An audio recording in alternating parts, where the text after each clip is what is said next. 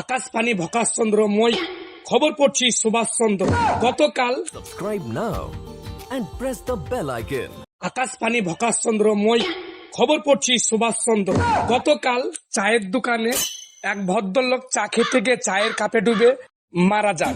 সরকারি পক্ষ থেকে ৩,৬৩২টা ডুবুরি পাঠায়। চায়ের কাপে খোঁজাখুঁজি করছে, এখন পর্যন্ত কোনো লাশের সন্ধান পাওয়া যায়নি।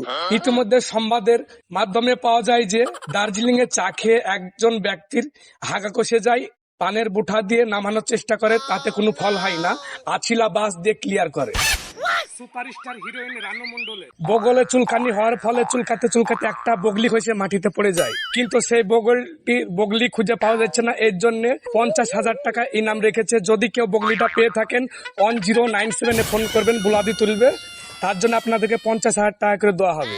সংবাদের আরেকটু আপনাদেরকে বলছি, কুত্তার সাথে কুত্তের প্রেম হয়, কিন্তু কুত্তার বাবা মা মেনে নেন না, তার জন্য ওরা সুসাইড করার জন্য সুইমিং পুলে লাফ মারে।